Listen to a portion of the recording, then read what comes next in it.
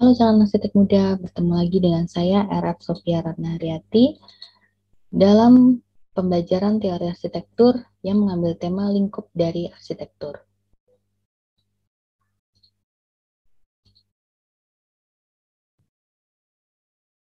Teori arsitektur yang mengambil tema lingkup dari arsitektur. Nah, di sini kita melihat ada beberapa macam pendapat yang telah menelaah tentang arsitektur, mulai dari metode merancang yang cenderung kaku sampai teori yang cenderung abstrak. Cara melihat yang cenderung menyempit sampai yang cenderung meluas, kemudian arsitektur juga yang selalu mempunyai definisi yang banyak dan beragam. Arsitektur sendiri menurut Kamus of Words adalah merupakan seni dan praktek perancangan dan konstruksi bangunan, di mana rancangan struktur yang kompleks dan penuh ketelitian. Arsitektur menurut De Kaching adalah merupakan sesuatu yang dipikirkan atau dirancang dan diwujudkan atau dibangun sebagai tanggapan terhadap sekumpulan kondisi yang ada. Kadang hanya bersifat fungsional semata dan juga refleksi dari berbagai derajat sosial, ekonomi, budaya, politik, dan bahkan untuk tujuan-tujuan simbolis. Kemudian arsitektur juga membuat karya arsitektur sebagai proses pemecahan masalah atau proses perancangan. Sebagai seni, arsitektur lebih dari sekedar usaha pemenuhan persyaratan fungsional, sehingga kubahan dan organisasi unsur bentuk dan ruang akan menentukan bagaimana arsitektur dapat meninggikan nilai suatu karya. Sehingga penyajian unsur-unsur bentuk dan ruang bukan merupakan tujuan akhir, tetapi sebagai sarana untuk memecahkan masalah sebagai tanggapan atas kondisi-kondisi dari fungsi, tujuan, dan ruang lingkupnya secara arsitektural. Menurut Snyder, arsitektur berkepentingan dengan lingkungan buatan pada 3 skala. Yang pertama lebih kecil dari bangunan, kemudian bangunan itu sendiri, dan lebih besar dari bangunan. Seperti pada gambar di sini, stand merupakan lingkup terkecil dari bangunan. Sedangkan bangunan itu sendiri adalah misalkan bangunan gedung, kemudian yang lebih besar dari bangunan adalah skala kota. Lalu arsitektur juga lebih memperhatikan wujud fisik dari perancangan. Menurut Rapoport dalam Snyder, arsitektur bermula dari tempat bernaung dan berkembang dengan pandangan yang lebih luas dan meninjau faktor-faktor sosial budaya, ekonomi, teknologi, iklim, atau alam, dan lain-lain.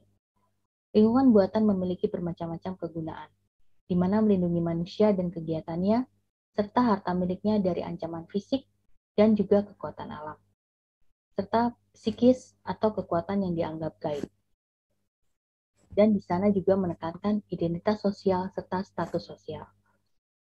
Tujuan dari arsitektur dapat memberikan rona bagi kegiatan-kegiatan tertentu, serta mengingatkan orang akan kegiatan-kegiatan tertentu yang menyatakan kekuasaan, status, atau hal-hal yang pribadi.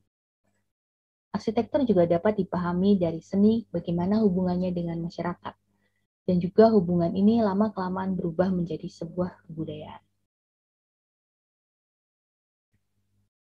Arsitektur juga memisahkan wilayah suci duniawi, pria dan wanita, depan dan belakang, juga pribadi dan umum, dengan mengkiaskannya dalam sebuah desain untuk mewujudkan sebuah sistem-sistem nilai.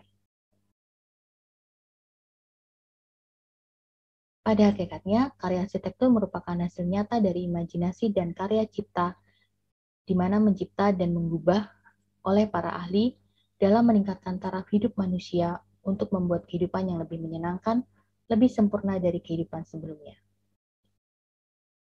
Virtuvius dalam 10 buku arsitektur atau ensiklopedia arsitektur menulis tentang bangunan yang baik harus memiliki 3 pokok dasar, yaitu firmitas, kekokohan atau stabilitas, kemudian utilitas atau kenyamanan, dan venutas atau keindahan. Arsitektur harus memenuhi fungsi yang diperuntukannya dari sisi teknis dan juga estetis. Selain bisa bertahan sebagai objek yang indah, sebagai dokumen sejarah dan budaya, serta mewakili budaya masyarakat pada masanya. Sehingga arsitektur adalah social art. Seperti kita lihat pada gambar di samping ini, di mana ada pisau yang bisa menggunakan untuk berbagai macam fungsi. Demikian juga dalam arsitektur. Arsitektur harus bisa diperuntukkan sesuai dengan fungsinya dan juga bisa memiliki fungsi ganda. jika bangunan ataupun karya arsitektur tersebut adalah bangunan yang kompleks. Pengetahuan arsitektur muncul karena adanya kebutuhan akan ruang untuk menampung aktivitas manusia. Kemudian wadah yang tercipta, serta produk-produk di dalamnya selalu mengandung nilai yang memiliki kepekaan terhadap kebudayaan yang dimiliki oleh manusia. Arsitektur atau seni merupakan suatu produk kreatif manusia melalui material atau bahan yang dibentuk dan dipilih untuk mewujudkan suatu gagasan, emosi, atau bentuk yang diminati secara visual. Kemudian menerangkannya dalam seni visual, termasuk di dalamnya lukisan, patung, arsitektur, fotografi, seni dekoratif, kerajinan tangan, dan banyak lagi pekerjaan visual yang mengkombinasikan material dan bentuk. Arsitektur merupakan respon estetis yang cukup kompleks dalam kegiatan yang dilakukan oleh manusia, di mana melibatkan banyak persoalan, kualitas, dan kemampuan yang abstrak dari pemahaman terhadap suatu karya.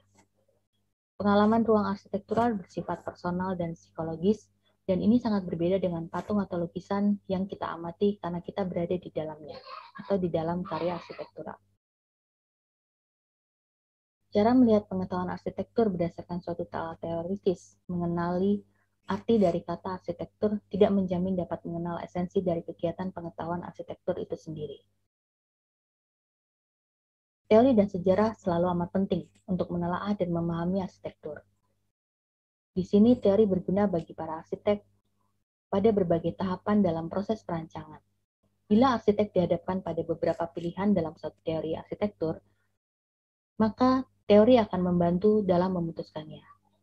Namun, teori dalam arsitektur mengemukakan arah, tapi tidak dapat menjamin hasilnya, karena setiap setting situasi dari sebuah lokasi bangunan akan membuat bangunan tersebut memiliki penerapan yang berbeda dengan lokasi di tempat lain.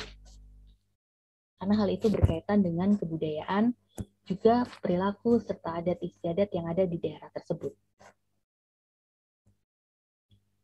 Kesanggupan untuk membuat analisis dan keputusan yang sahih tergantung pada terdapat tidaknya suatu teori yang sahih pula.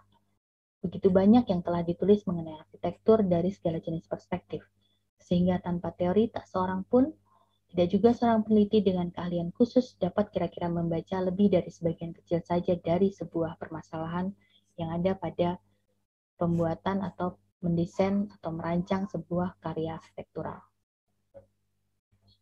Teori-teori tentang apakah arsitektur itu meliputi identifikasi variabel-variabel penting seperti ruang, struktur atau proses-proses kemasyarakatan yang dengan pengertian demikian bangunan seharusnya dilihat atau dinilai. Ruang merupakan unsur pokok dalam teori arsitektur. Hal ini dikemukakan oleh Bruno Sevi dalam Schneider, di mana memahami ruang adalah mengetahui bagaimana melihatnya merupakan kunci yang mengerti bangunan. Pandangan yang luas tentang arsitektur adalah penafsiran tentang ruang, dan mereka akan mengukur setiap unsur yang ada ke dalam bangunan tersebut menurut ruang yang diliputi. Kemudian Vertuvius juga menyebutkan bahwa arsitektur tergantung pada susunan penataan, keselarasan dalam pergerakan, simetris, dan kesesuaian dalam ekonomi. Unsur-unsur dalam arsitektur. Arsitektur dilihat dari ruang yang terbentuk karena struktur dan enclosure, di mana di situ ada pola organisasional, hubungan dan hierarki, bentuk, skala, dan proporsi. Sebagai wadah dari program, arsitektur juga merupakan persyaratan yang dibutuhkan dalam pemakai, kebutuhan, dan apresiasi. Faktor sosial, ekonomi, budaya, hukum, dan sejarah juga sangat berperan dalam unsur-unsur arsitektur.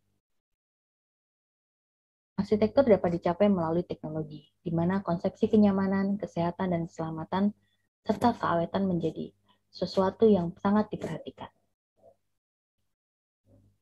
Susunan unsur-unsur dalam arsitektur melalui gerak dalam ruang dan waktu menghasilkan suatu pemahaman terhadap pencapaian, sekuens, dan psikologi.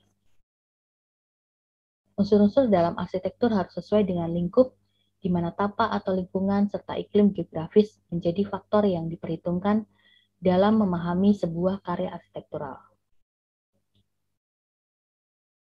Seperti pada bagan di bawah ini, di mana fisik menghasilkan bentuk dan ruang yang didukung dengan sistem dan organisasi, struktur dan enclosure, serta teknologi. Kemudian penerimaan menghasilkan sebuah psikologi dan panca indera yang tujuannya mendekati dan meninggalkan misalkan dari sebuah karya arsitektural, kemudian diketahui akses masuk ataupun keluar, dan aliran dalam sirkulasi yang ada dalam bangunan tersebut. Lalu bagaimana kualitas pencahayaan, warna, tekstur, akustik, dan lain-lain.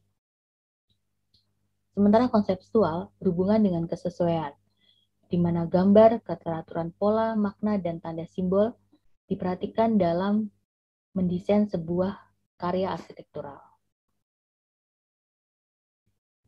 Sehingga manusia dengan tataran pikirnya menghasilkan tataran nyata dalam karya arsitektural yang melibatkan lingkungan manusia, lingkungan buatan, dan lingkungan alam. Kemudian, bagaimana arsitektur merupakan siklus dari membuat, menggunakan, mengalami, memahami, dan setelah itu ada evaluasi pasca huni yang akhirnya bisa membuat karya arsitektur yang lebih baik dari karya arsitektur sebelumnya. Berarsitektur merupakan proses yang menghasilkan sebuah produk arsitektural yang kemudian akan dideskriptifkan dalam sebuah bentuk deskriptif dari kebutuhan yang dibutuhkan oleh pengguna terhadap suatu karya arsitektural. Tataran pikir sangat berperan di sini agar dapat menghasilkan sebuah tataran nyata yang merupakan bentuk arsitektural yang berfungsi dan memiliki kegunaan yang tepat guna bagi pengguna ataupun penghuni yang ada dalam karya arsitektural tersebut. Demikian pemaparan pembelajaran tentang teori arsitektur yang mengambil tema lingkup dalam arsitektur. Terima kasih telah menonton. See you next class. Bye-bye.